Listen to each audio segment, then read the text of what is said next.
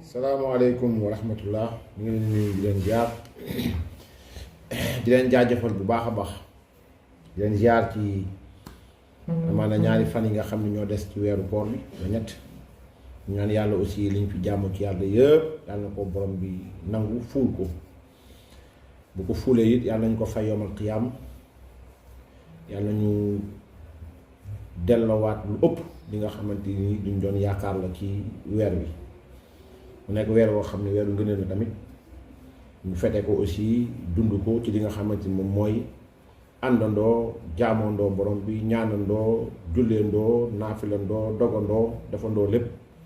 yàlla nañ yàlla dekkale ne noonu ci keppaaru sallallahu alayhi wa sallam yàlla nañu tàmbalee àjjana ñun ñëpp mboolem sénégalais yi boole seen ak fu waaye mën a far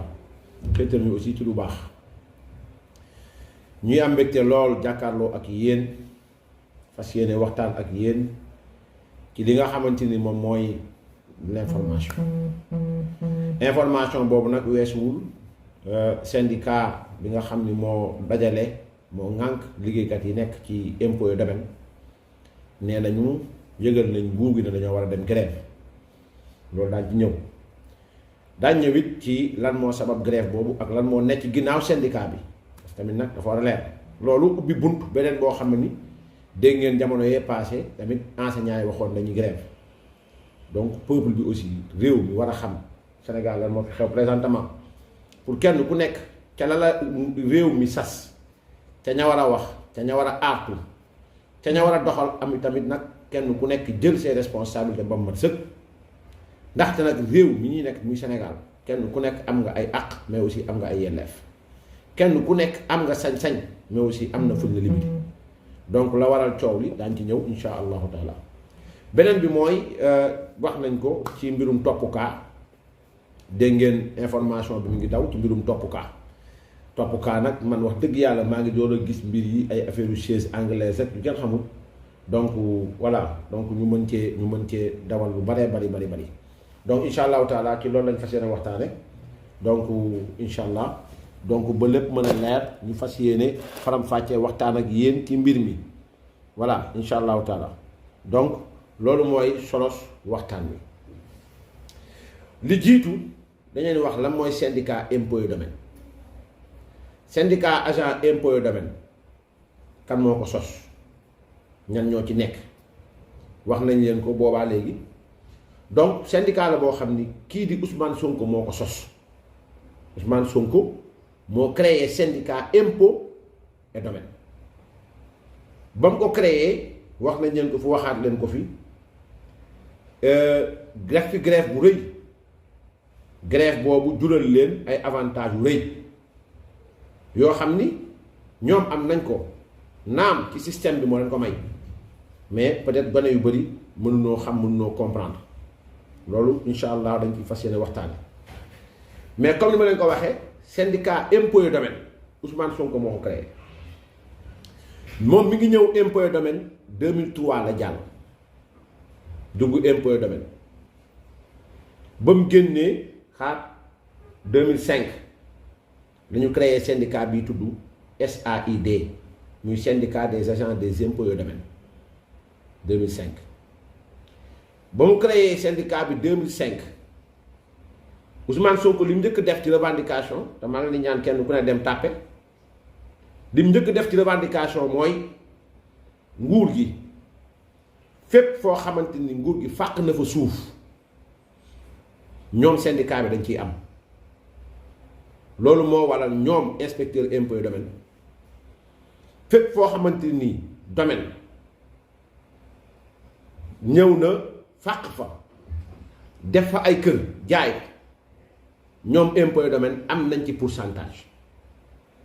Ousmane Sonko moo ko institué biir impôt et domaine ba loolu moo waral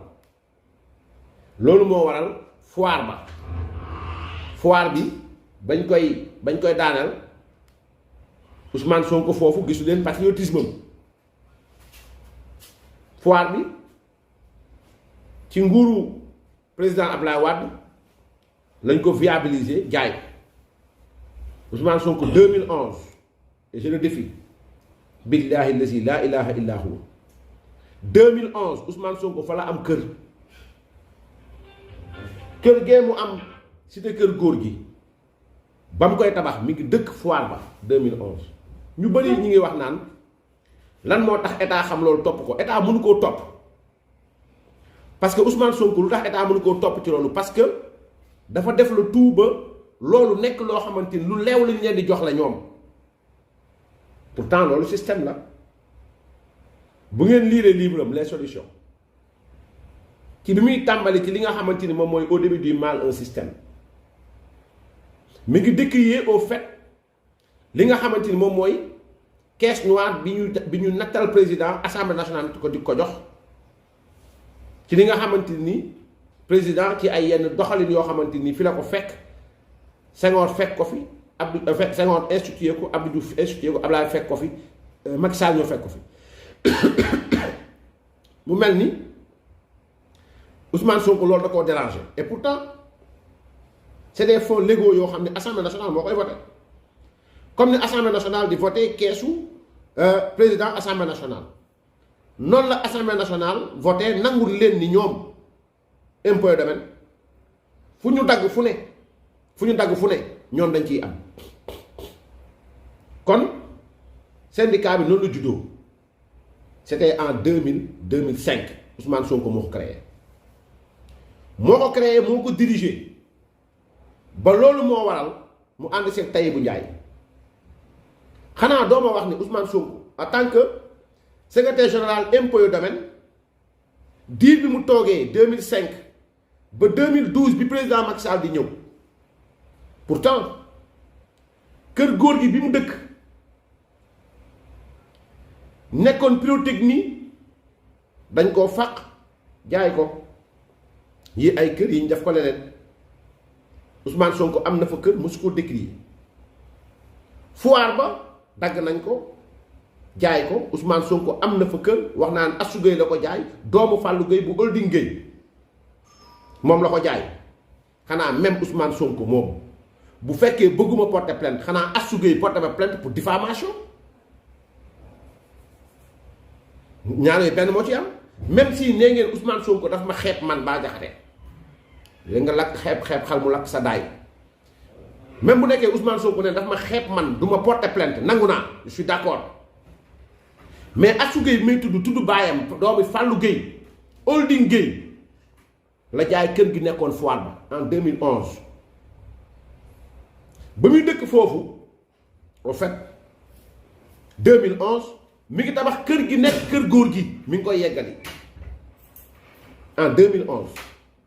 et pourtant Ousmane Sonko je défie Pastef ñoom ñëpp ku am audio mbaa nga am vidéo mbaa nga am benn bind bu Ousmane Sonko bind diggante biñ créé syndicat impôt et domaine 2005 ba 2012 fu Ousmane Sonko bindee mbaa mu wax mbaa mu vidéo décrier foire bi bañ koy jaay mu critiquer kër góor gi bañ koy jaay mu critiquer Bambilor bañ koy jaay mu critiquer Wat Gaynde bañ koy jaay mu critiquer Yoff bañ koy jaay mu critiquer Lebougui 2 bañ koy jaay 25 000 mètres carrés yi nangoo ci Tahibou Ndiaye pire en tant que secrétaire général impôt et domaine moom kott moo génnoon di défendre Tahibou Ndiaye ginnaaw bi nga xam ne yoon teg na ko loxo pourtant Tahibou Ndiaye bi mu doon défendre moom Ousmane Sonko Tahibou Ndiaye 3,5 milliards la fay état bu Sénégal ñu nangu gis ngeen fee nekk booru école nationale d'économie appliquée fi Dakar Dem Dikk nekk ba foofu yëpp bu dul Tahibou Ndiaye jabaram la wala ay doomu jitleem boobu temps Ousmane Sonko mi ngi jiite syndicat impôt et domaine nekk ci wetu système bi dagg ay kër di ko jaay Ousmane Sonko di ci am ak syndicat des agents des impôts et domaines kenn déggul leen ñu wax musul am parce que boobu système bi mi ngi dox boobu le père bi nga xamante ni tey moom moo yoroon li nga xam mooy cadastre muy Tahibou Ndiaye mi ngi nekkoon ci moom moo tax ba mu génnee mu défendre ko kon wax naa leen ni syndicat bii di bëgg grève ki ko créé mooy Ousmane Sonko bu Pastef leaderu Pastef ba mu bàyyee kan la ko jox Waly Diouf Bodian la ko jox Waly Diouf Bodian xam ngeen ko takk na ci labu dof yi Waly Diouf Bodian nekk na secrétaire général bi nga xamante ni moom mooy comment dirais-je SAID syndicat des agents des impôts et domaines fu mu bokk Pastef après moom Waly Diouf Bodian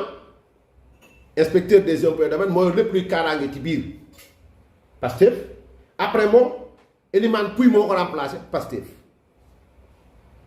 après Elimane Pouye Bassirou Diomaye Faye ñëw jël syndicat bi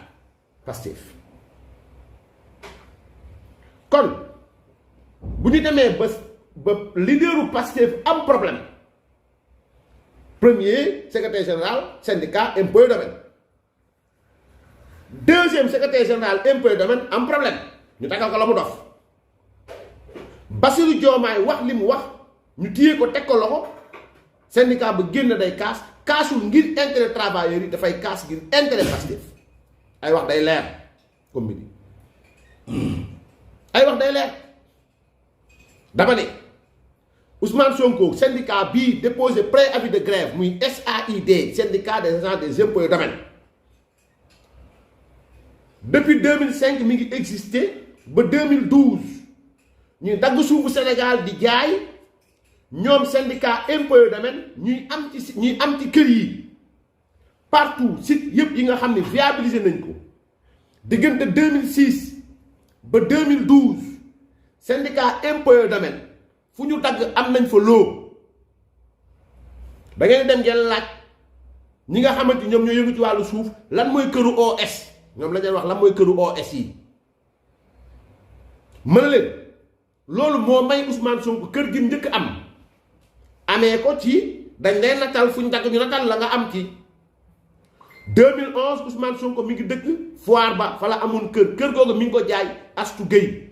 doomu Fallou Gueye bu dee amul moom bu ma mënta plainte Astou Gueye dama plainte yóbbu ma ci yoon ma jox ko droit réel yi donc ba loolu amee Waly Diouf Bodian moo remplacé Ousmane Sonko kan mooy Waly Diouf Bodian Pastef après Waly Diouf Bodian Elimane Pouye après Elimane Pouye Bassirou Diomaye Faye donc tënkal naa leen syndicat bi mooy lan syndicat bi buñ mënta wax ni syndicat bi démembrement la ci Pastef comme ni Modat ak Mocap ak ñooñu noonu nekkee ay démembrement mënees na wax ni lan moo waral maintenant ñuy génn la ñuy grève nara yàqal ñi nga xam ni dañuy ñëw déposer këyit ñi nga xam ne ñu wut signature yu demee noonu ndax dañ leen fayul weer wu dee ndax dañ leen dul versel IPRES ndax ku ko feebar doo faju wala ndax amuñu avancement parce que man dama jàpp ne loolu moo waral ay travailleurs dem en mouvement mooy duñ fayeeku waxtu loolu mënuñu koo wax amul duñ leen versel IPRES moom ay waxi caaxaan la amul ku ci feebar doo faju ay waxi caaxaan la amul fuñ dagg ngeen am ci suuf ndax dañ koo dindiwuñ ko foo ko ma am ngeen ko ah kon lu waral ñuy grève parce que jàpp nañu Bassirou Diomaye Faye Bassirou lu mu def ndax Bassirou dafa taxaw Diomaye Faye en tant que secrétaire général syndicat taxaw ci àq ak yelleefu ay nitu c'est impôts et domaines ñu ñëw ne ko doo ko fi waxee dañ lay jàpp yóbbu wala ndax leneen la def si ki sàkk amul ci ni Bassirou Diomaye bañ koy jàpp waxalul syndicat impôts et domaines waxalul agent impôts et domaines waxalul impôt waxalul domaine Pastef la doon waxal donc mbir mi nekkatul mbiru profession mbiru politique la ginnaaw bu mbiru politique la nag ñoom nees koy mën a jëlee maintenant fexe ba niroolu la ko ak kuy casser population bi dañ ciy jël rax ci ay doléances comme ni ñoom tàmbooj na doon def ak enseignants yi kon ci liñ jëm nag ne dañuy grève bu leen neexee ñu grève seen droit la seen préavis la mais état bi it rikkuwaay na gën a dolli ful la gën a dolli fayda na xeex ak ñoom parce que cette grève n'est pas une grève boo xamante n'est pas un mouvement destiné à se battre pour l'intérêt des travailleurs. C'est un mouvement qui veut s'ériger en un bras armé d'un parti politique qui a résolument pris l'option d'aller en guerre contre l'État. Comme tous ceux qui se rattachent à ce démembrement doivent être considérés comme des ennemis de la République et doivent être traités comme tels. C'est ça. Pour mu leer ku ci mënta xëy nañ dagg salaire am ku ci bañ fi tëru nañ ko dàq y a d'autres jeunes qui attendent fu mu neex nañ fa dem parce que dafa am loo xam ne dafa commencé ëpp le corporatisme. Tu vois un enseignant qui quitte sa classe, qui fait sortir ses élèves, qui fait allumer le feu dans la rue. Da ngay gis jàngalekat boo xam day génn classe am génn ay élèves am classe taxaw ci mbedd mi di taal ay polo ñu jàpp la syndicat bi day grève fu mu am fan la am kon kay enseignant bi nga xam ni génn na classe am dem violer wala mu voler wala mu def leneen lu ci mënti am bu ñu ko tegee loxo dem leen grève parce que bépp sénégalais bu génn ci réew di teg ay acte de vandalisme dañ ko war a teg ci yoon mu neex ak mu naqari. Bassirou Diomaye Faye dafa saaga justice Sénégal saaga magistrat Sénégal saaga ñi ci réew traité leen ay dëmm ce qu'il a écrit. Il a traité les magistrats le président de cannibale ay dëmm la leen wax nee na magistrats yi ñooy rendi ñooy fees ñooy jox Macky Sall mu dërëx ni nga xamante ni moom mooy opposition bi loolu la wax en terme très clair ñu woo ko mu ne il insiste ci li mu wax ñu defee ko doo ko mandat dépôt luñ bëgg mu wax loolu ñu bàyyi ko mu dem ñibbi comme dara xew kon réew mi daal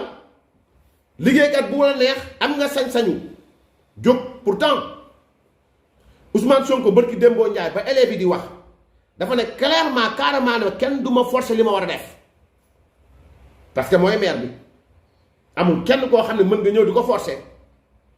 yéen ngeen bëgg ñëw forcer état ci ni ku mën a saaga magistrat yi ku mën a saaga président bi baax na l'essentiel bu bokkee opposition kenn waru koo jàpp loolu ay caaxaan la loolu ay waxi caaxaan la donc man loolu laa bëgg wax ci li nga xamante ni moom mooy grève u SAID que l'État prenne toutes ses responsabilités que l'État de droit prenne le dessus sur le vagabondage parce que trop c'est trop loolu benn la ñaar bi mooy waa ji nee na ma Ousmane Sonko bu nee cel coow li bari maanaam Ousmane Sonko bu noppee coow li bari bu waxee coow li bari nee na Sonko wax loolu ma ne ko loolu misaalu xaj la ci alquran xaj la yàlla misaalee noonu ci alquran amul beneen misaal boo weddee da ngay dem nga jàng laalaaf boo weddee da ngay dem nga jàng sóotu laalaaf yàlla subhanahu wa taala dafa wax ni ci sóotu laalaaf seen misaal ma nga mel ne misaalu xaj moom boo ko songee mu mbaw boo ko bàyyee mu mbaw donc loolu mooy misaalu xaj donc yàlla dafa wax ni walaw shi'na la rafa'nahu biha walakinahu axlada ila al ard wattaba'a hawaahu fa masaluhu ka masalil kalbi in taxmil alayhi yalxas aw tatrukuhu yalxas yàlla nee na suratul Araf et si nous avions voulu nous l'aurions élevé par ces mêmes enseignements mais il s'inclina vers la terre et suivit sa propre passion il est semblable à un chien qui halète si tu l'attaques et qui halète aussi si tu le laisses suratul Araf donc fa masaluhu ka masalil kalbi kon ginnaaw Ousmane Sonko moom leer na leen ni leer yàlla ne xaj la parce que yëfi xaj lay def Sonko moom xaj la ginnaaw ba nag moom nee ngeen bu nee kell coow li bëri bu waxee coow li bëri kon mën ngeen nangu ne misaal ba yàlla joxe ci alxuraan moo dal Ousmane Sonko fa masaluhu ka masalil kalbi in taxmil alayhi yalxas aw tatrukuhu yalxas donc Sonko noppeem moo ko gën moo gën wax ji ndax wax na lu tax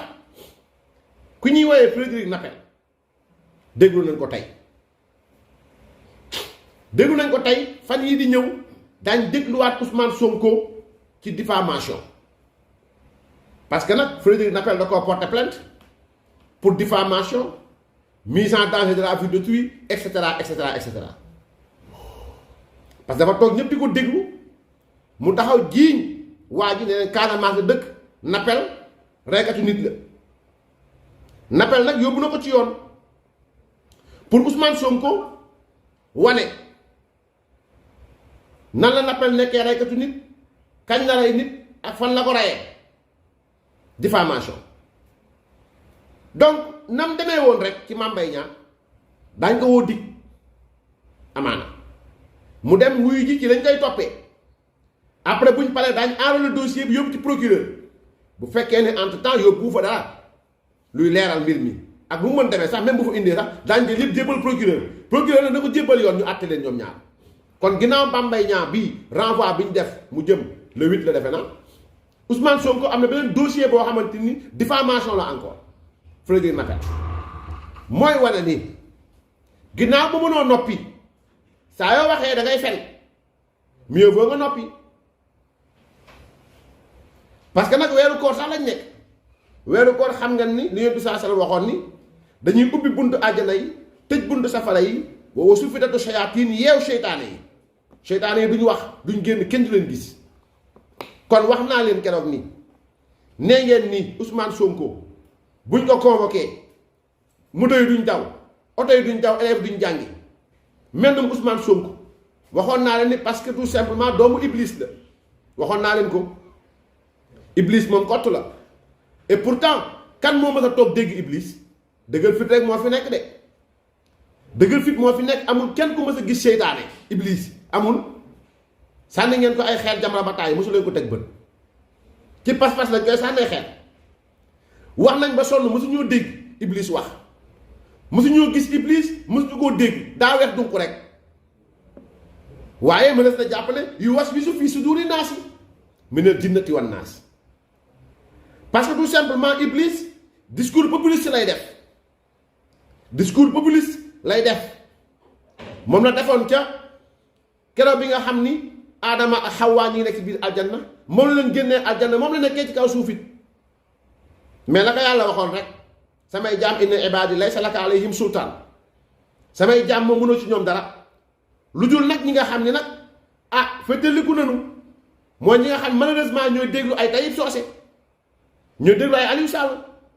ñooñu seytaane boo metti mu bëri ñoom doole parce que dañu leen di lëre dañuy naxaate ay ustaas lañu nekk Sénégal di naxaate Taïb Socé ci ustaas wala noppi Sénégal la bokk parce que jàpp nañ ko tëj ko ne ko ràpp ci kaso bi ndax mbirum sàccum or xam nga dafa leeral nit wóolu la ci mbirum transaction ngeen ne dala xaalis bi gisul xaalis gisul or Taïb Socé tëj nañ ko fi juróom-ñaari weer daanaka su ma juumul donc yow moom amoo loo wax Sénégal parce que aay ba moo la dal parce que nag bi yàlla di wax ne kuntum xayra ummatin uxrijat linnaas ta'muruna bil ma'ruf wa tanhawna anil munkar da ci teg lu am solo mooy wa tu'minuna billah kon yem mbir mi du yem ci ta'muruna bil ma'ruf du yem ci tanhawna anil munkar mais bi jiitu saati bi jiitu mooy wa tu'minuna billah donc wa in tu'minu wa tattaqu bu fekkee gëm ngeen ragal yàlla te ragal yàlla mooy nga bàyyi fi tere yi tey jëfe digle yi ginnaaw ba nag sa loxo mënoo koo téye ci alalu jàmbur wàcc nga sunna yonent bi sallallahu alayhi wasallam wàcc nga alquran kon yow dañu war a wax di daawa ci diine da nga war a noppi bokkoo ci parce que yàlla dafa wax ni yonent bi sallallahu alayhi wasallam dafa wax lu leer kullul muslimi alal muslim haram dammuhu wa maaluhu wa irduhu lépp lu jullit moom araam na moo ko jullitam deretam alalam ak dignitéem dammuhu wa maaluhu wa irduhu kaa ñu jaay la or bi lu muy jar nga ne ci fukki junni ak joxe fukki junni ngeen ne dina fukki junni jàmbur gisul or gisul fukki junni loolu ci lan la bokk loolu ci lan la bokk ci mbirum faajir la fu jaar la bokk kàccoor ay kàccoor rek ñooy def loolu donc Taïb Socé yow moom ci ñi war a noppi ci réew mi ginnaaw Abdourahim Kébé ci ñi war a noppi ci réew mi parce que yoon na la àtte dóor la contrainte par le corps yoon na la àtte donc ci ñi war a noppi ci réew mi ci nga bokk donc Babacar Mbuub moom it ci ñi war a noppi ci réew mi la bokk dossier spécial laa la amal su ma paree bu la neexee nga dem porte plainte dinaa fi indi ay feene ko dàng fii donc réew mi moom balaa ngay taxaw di joxe mbirum exemple da ngay doon exemple lu moo tax pour bu ñëwaat ci waa ji ma ne ko Ousmane Sonko jinne yàlla mi ngi ko bindee ci safara Ousmane Sonko doomu Iblis la parce que lu mu romb tàkk lu mu romb tàkk waaye tamit nag ginnaaw ba boo ko gisee coow bari boo gisul coow bari misaalam moom misaalu xaj la rek fa masaluhu ka masalil kalbi in tahmil alayhi yalxas aw tatrukuhu yalxas waaw xaj moom boo ko songee mu mbaw boo ko bàyyi mu mbaw parce que nature xaj mooy mbaw kon Ousmane Sonko moom loolu du bàkk dama leen tànn beneen damay wuti beneen bi mooy Coro Maxu Mandela ñoom it dégg naa woo nañ leen ci mbirum topp kaa woowoon nañ ko tey xaw ma nu mujj waaye dig woowoon na ko tey man nag wax dëgg yàlla sama nature ngeen baal ma nag followers yi jigéen moom voilà mën naa xeex lool nag waaye benn point faible laa xaw a am mooy du yéenewuma jigéen yenn mitit yi très sincèrement waaye bu demee wit moom tamit dafa wax lu leer parce que booy topp kaa ba kaa bi topp la mooy am nga problème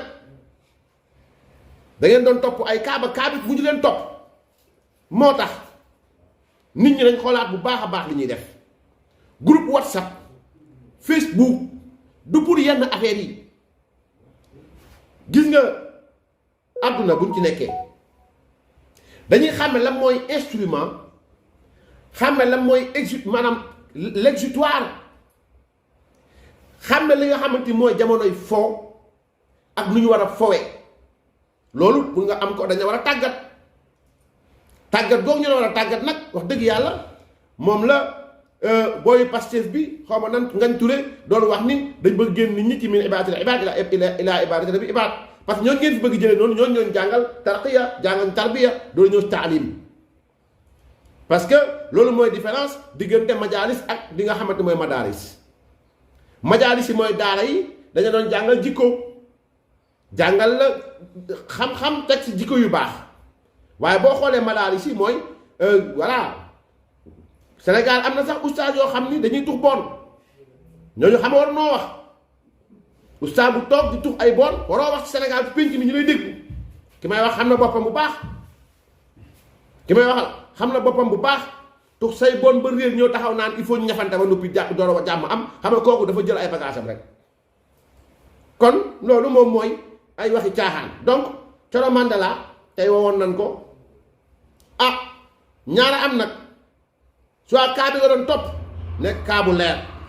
bu leeree fay la alhamdulilah yàlla nga delluwaat ak jàmm kon ne ca la nga doon wax même la ngay wax sax bu nekkee ni rafetul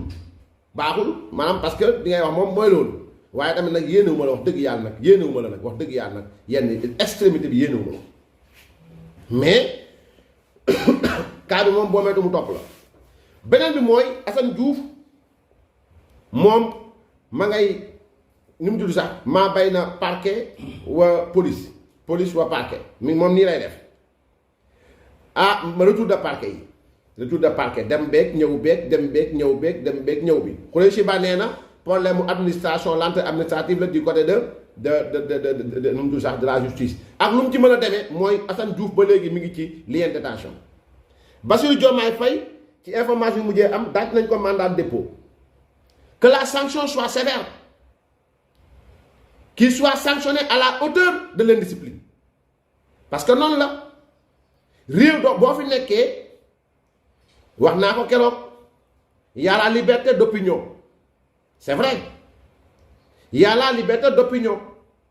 kenn ku nekk am nga sañ-sañu wax lu la neex te Sénégal démocratie boobu am na fi bu fi kenn suul démocratie Sénégal laa gis dayaa dëkk boo xam ne li fi nekk ci télé ak rajo boo ko doon jël juug ko wallaahi azim dana romb faaru ma mel yi y a tellement de télévision bidon tellement de radio bidon tellement de journalistes d'animateurs Sénégal la nga am animateur animateurs yeeg comédiens yi tout le monde est devenu journaliste tout le monde est devenu chroniqueur tout le monde est devenu journaliste loolu moo waral tout le monde fait des gaffes parce que faqirun ala shay'in la yu'tihi mbir boo ko ñàkkee li arabe di wax mënoo ko joxe boo ñëwee ñaan ma 10 000 newul sama poche mënu ma la jox 10 000 moo tax arabe ne faqirun ala shay'in la yu'tihi boo ñàkkee dara mënoo ko joxe kon bu fekkee jàngoo xam-xamu journalisme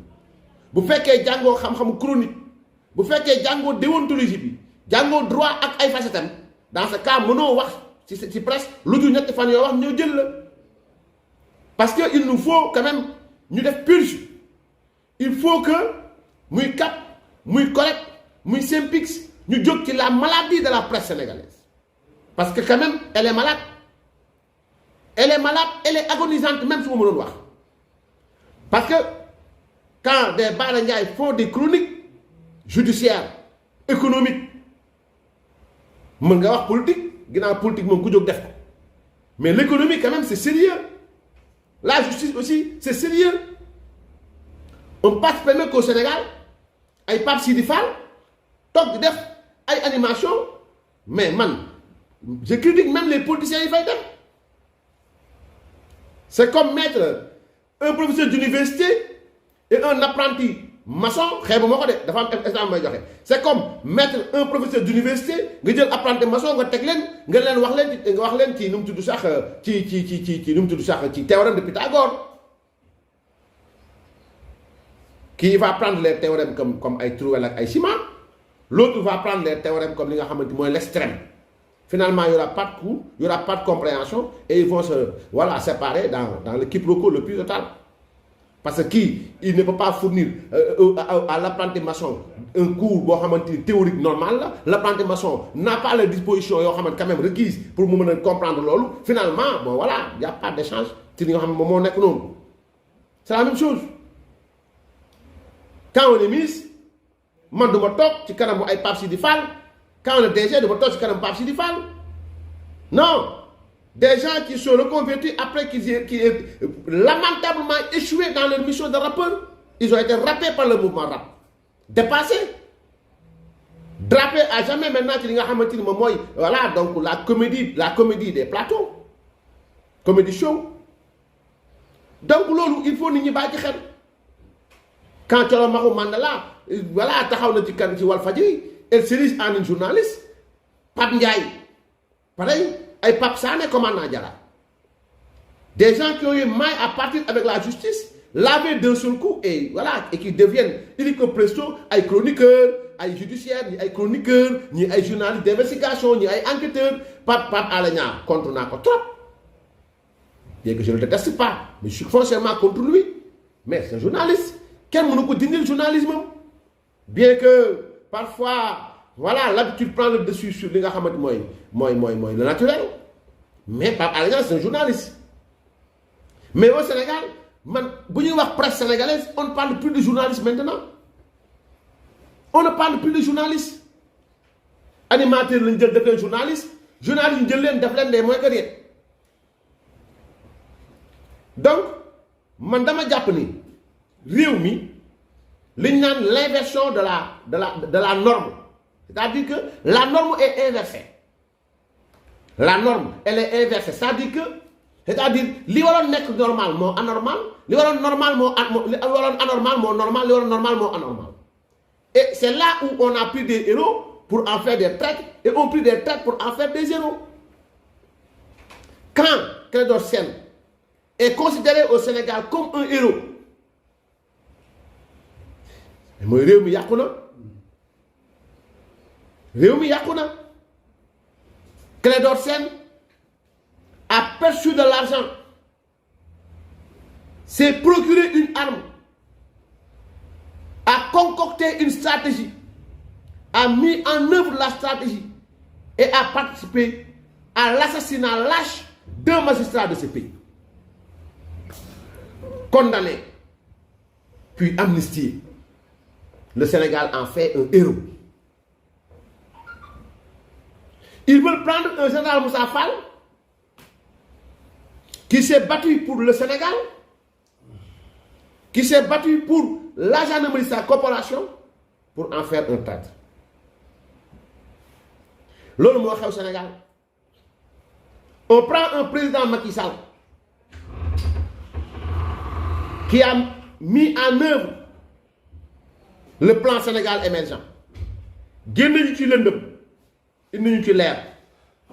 génn ñu ci bac indi ñu ci ay pont génn ñu ci université bu salté bu dégueulasse indi université Cheikh Anta Diop indi ay université defar ay port defar ay tali defar ay mais avec tout ce que le président Macky Sall a fait comme réalisation l'opposition veut en faire un simple et banal comploteur et à côté on prend un Habib Sy qui a été condamné pour escroquerie 28 millions. On prend un Khalifa Sall. On me dit que, si tu plateau Pape Sidi Fall toujours, nous fin jaale Khalifa, jaale fa Karim Wade, nangam sangam. Mais Khalifa, lu mu def? Au nom de la vérité et pour la postérité, dites à la jeunesse la vérité. Gis nga Khalifa Sall. Il n'a jamais nié musul bañ ñi commandé na ceeb ak dugub bu musul ñëw maire Dakar Mbaye Touré bi nga xamante moo fa nekkoon nee na musuma teg sama bët ceeb musuma teg sama bët dugub ñu ne cachet yi borom cachet bi nee na man joxuma leen cachet bi dañ ma ko dérobé musuma leen fournir ceeb musuma leen fournir dugub ay détergent laa leen doon jox loolu du faux loolu du usage de faux mu ne du man kese maa koy def d'accord mais yow lañ jàpp sàcc ba fi sàccoon daaw ay ganaar sàcc ba fi sàccoon daaw jéeg ay ganaar rëcc sàcc bi sàcc ren du wax ne borom kër gi ne waroo waa jàpp parce que daaw ak daaw jéeg sàccoon nañ say ginaar kon man bàyyi ma dem non saa yi loolu mënul nekk c'est impossible donc ce Khalifa Sall on le prend on en fait un héros quand je vois Aïda Mbodj muy warax warax maanaam muy warax ay bët mi figue mi raisin noorul nawetu dindin keebaa du mag du ndaw Aïda Mbodj ma carte ma caution Aïda Mbodj mi fi wër Sénégal bi yépp dajale xaalis validé candidature Ablaye Wade en 2012 moo taxaw ne dañuy invalider candidature Macky Sall en 2024 donc ñuuma noo sant mu ne wele Sénégal la am les gens changent de comportement comme ils changent de lunettes c'est-à-dire ils changent de position changent de principe selon leur parti ou bien selon le bord dans lequel ils se trouvent kon Sénégal maladie boobu la am maintenant mbir moo gis ñoo yor mbir mi ñoo ciy taxaw ñoo yor mbir mi ñoo ciy taxaw correct cap ak li nga xamante ni ñoom ñooy seen pix ngalawaay ñun ngeen di liggéeyal vous nous donnez l'information rek waay fexe leen ba information bi ñuy jox na nekk une réelle information une bonne information quand une coalition dans son ensemble se permet de mentir et qu'à la minute qui suit l'armée sort pour dire que vous avez menti sans pour autant que la presse en fait un cas d'école y a problème Yewwi Askan Wi a menti clairement et bu fekkoon sax dañ ko wax ils ont écrit un communiqué pour dire que dañoo waxtaan ak armée l'armée a sorti immédiatement un autre communiqué pour dire que c'est pas vrai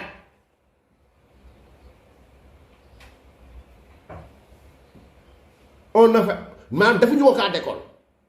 des gens qui aspirent à diriger le pays mooy foutaise 24 fadaise 24 fornicateur 24 mooy seen F24 boobu donc c'est ça le problème c'est-à-dire que maintenant le Sénégal ni ma gëm restera toujours le Sénégal parce que y aura toujours des patriotes yoo xam ni li tax ñuy wax patriotisme ci la ñuy dund nekk ci un patriote de 2013 c'est Ousmane Sonko. Ousmane Sonko est un patriote par accident billahi lazi la ilaha illa huwa Ousmane Sonko est un patriote par accident wax naa leen ko léegi xanaa ba mu nekkee inspecteur impôts et domaines nekk secrétaire général syndicat bi des agents des impôts et domaines xanaa ba mu taxawee ñuy jaay foire ba jaay kër góor gi jaay lébu gi de jaay wat gaynde jaay yoof jaay bi Bambilor xanaa Ousmane Sonko n'était pas patriote xanaa boobu nekkul patriote on n'est pas patriote patriote dañ koy juddu mais 2011 ñu jaay foire nga am fa kër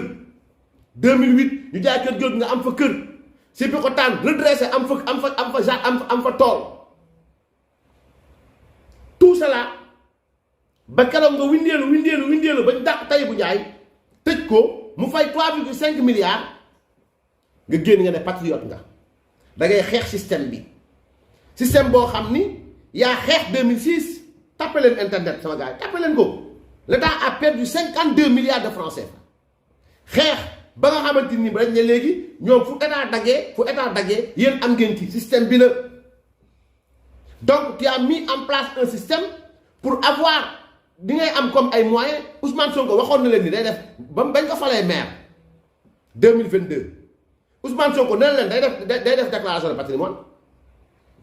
pourquoi ba léegi def ko na ko def demandez-lui de faire une déclaration de patrimoine il ne va pas le faire Parce que Ousmane Sonko, billahi, wallahi, wa tallahi, Ousmane Sonko ne pourra jamais justifier ce qu'il a actuellement. Il ne peut pas justifier. C'est un milliardaire. En 4 ans, où est-ce qu'il va justifier ça? Il faut le justifier. Il ne peut pas. Moi, je en janvier, mars 2022 ou février 2022, il va faire sa déclaration de patrimoine. 2022, 2023, 2024, il ne va pas le faire. Il ne va pas le faire. Parce que pourquoi il fait? Il y a des kër yi mu jënd ci Ziguinchor, dina génn kër yi mu tabax, dina génn auto yi mu jënd, dina génn te du xam fu mu ko layale. Fan la ko jëlé du ko wax. Il va jamais le dire. Donc, dóor yooyu ñuy dóor booy leen nax di dox seen yuur yi ñun dañoo fekk lépp xam lépp toog mooy la ñoo nax soobee yàlla. Donc syndicat bi seen grève bii que tout le monde dénonce cela na ko ñëpp dénoncé du maanaam du grève ak yelleefu ay liggéeykat mais grève politique la. Ils se battent pour Bassirou Diomaye Faye. Or Bassirou Diomaye Faye jàppuñu ko ngir affaire agent impôt domaine dañ ko jàpp ngir réewante ak wax ne Macky Sall dëmm la Macky Sall ay dëmm lañ. Maintenant ku mu neex nag bu subaa nga taal sa laay nga ne Macky Sall dëmm la Macky Sall ay dëmm lañ wax leen ko ngeen xool. wax leen ko ngeen xool ensuite ñu ngi ñaan état bu Sénégal bracelet yi baax na de billaahi bracelet yi baax na mais bu nekkee réew mi ku taal wala nga toj wala nga songu ay takk der ñu jàpp la dóor la ñaari weer sursis wala ñu bàyyi la nga dem liberté provisoire wala contrôle judiciaire wallaay réew léegi du jeex. Man je demanderai à l'État du Sénégal gis nga pour régler le problème d'indiscipline là il nous faut une grande prison à Kédougou loin de la capitale parce que gis nga Sénégal bii ñu nekk. Képp ku jóg ne da nga koy taal dañu war a jàppee comme bàyyi ma jël la yóbbu la fi bàyyi ma parce que quand ils sont à Dakar sax dañuy dégg ay riiru terre bi di dégg ay riiru ay Dakar dem di déglu ay nit ñi di wax ils se considèrent tout le temps comme des humains mais on les prend on les amène là-bas près de Niokolo-Koba y a tellement d'espace là-bas déjà ça va nous permettre vraiment de wàññi rëbës population carcérale bi buñ leen yóbboo foofu Kédougou am na ndox xotti leen ay tool saa yu xëyee dem ci tool yi liggéey na nga xam la mooy patriotisme ça c'est la pratique du patriotisme liggéey pour lekk mais liggéey pour jox sénégalais yi c'est ça parce que taal réew damay taal ay terre damay taal ay BRT ñëw fekk la nga yor ay cocktail molotov donc yaa ngi doon waaj a dem à l'acte dañ lay jël on doit te considérer comme un terroriste. Que ferait la France? Les États-Unis bu ñu jàppee nit ci mbedd mu yor ay cocktail molotov nu ñu koy jàppee à l'heure où nous sommes terroristes mais Sénégal gis nga ñi ñuy bàyyal di leen bàyyi ñuy def lu leen neex bàyyiwuñ leen sax vraiment wax dëgg yàlla bàyyiwuñ leen ñu ngi leen di jàpp mais jàpp bi laa wax c'est-à-dire kuñ ci jàpp nu mu tudd sax tëj la ay 2 mois 3 mois nanga nous on a voté une loi yàggul dara ci affaire terrorisme ku jóg woote nga woote sa mbooloo pour ñu songu ay takku der pour ñu jàmmal takku der loolu terrorisme la buñ la jàppee dañu war a atte comme un terroriste dañu war a jàpp dañu war a tëj te buñ leen tëj dañu tëj prison boo xamante boo ci génnee wallaahi azim bu ñu nee kaay taal yow boo doon tux cigarette boo nee taal sax fa ngay jaar bàyyi yow billaahi wallaahi parce que il faut les mater c'est des ennemis de la stabilité ñun dañu am pétrole am gaz tous ceux qui veulent se lever pour dëkk bi tàkk dañu jàpp comme ñoo xam ne bu ñu jekkoo pétrole jekk gaz billaahi Ousmane Sonko yàlla ma tiim sañ naa dóor sama loxo kaamel waat ne bu jekkoon suñu pétrole bi ak suñu gaz bi billaahi na jël briquet taal ko sànni il s'en fout leen la dul taal daal mooy fu ñuy bësloo moom boobu moom du ko taal moom parce que da koo bëgg donc yi laa moom ci loo xam ni bëggoon naa leen ko wax bëggoon naa ko leeral réew nag daa fu mu yem Bassirou Diomaye Faye a fait l'indiscipline dañ koy jàngal la mooy discipline il est mis sous mandat de dépôt gis nga état bi ñii bu ñu doon grève 100 jours 2 ans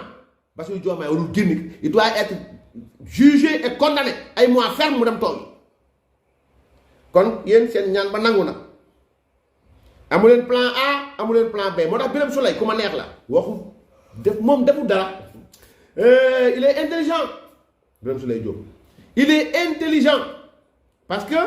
Sonko wax na wax ba dugg ni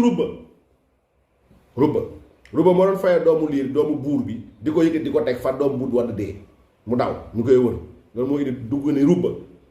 Sonko daa wax bu dugal boppam wax naa wax dox na dox ba dugal boppam ñu yaakaar dana yem mu wax ba dugal boppam yéen ngeen ne amu leen plan A amu leen plan B amu leen plan C benn plan ngeen am muy Sonko moom mooy sànku na kon seen plan moom sànku parce que du nekk candidat léegi ñu doon wax Birame Souleye Diop Bassirou Diomaye Faye nangam sàngam Bassirou moom it réew na réew ba léegi mu dugg bu ciy génn moom xam na ne mënut a nekk candidat il ne sera pas électeur il ne sera pas éligible donc Birame Souleye soit intelligent parce que sa loxo la war a mujj parce que au moins tu es le président du groupe parlementaire c'est un groupe parlementaire ñoom tu es un vice-président donc ensuite xam nga la chose politique parce que doo ko bees politique avant donc peut-être que il sera votre plan A parce que amatu leen plan A Sonko le 8 sooba yàlla on attend la justice mais dans les CNTP Ousmane Sonko warul génn foofu ak moins de 6 mois sursis yàlla xam na ko mënul nekk donc adieu la candidature Bassirou Diomaye Faye diffamation ci tribunal outrage à magistrat appel à l'insurrection kooku mënoo ci génn yow kon kooku aaw kon Birame Souleye yaa fi des téye sa làmmiñ jàmm na ñooy ou bien Pastef moom dana mujj mel ni lépp bi gën a gaaw ci lépp bi léeboon lippoon ñu ne tàbbi na géej donc parce que fen loolu lay def sant naa leen bu baax a baax gërëm leen bu baax a baax Coro Mandela Anita Diop Anita sa waa ji ma nga fee de xam naa ne moom bon je regarde les dernières informations balaa ñuy tàqali ko ma xool ndax amul dara lu ñu war a mën a ok donc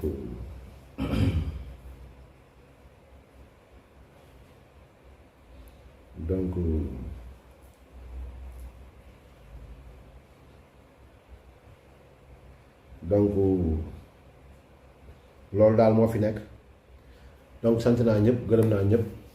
wassalaamu aleykum wa rahmatullahi taala wa barakaatuhu. Non.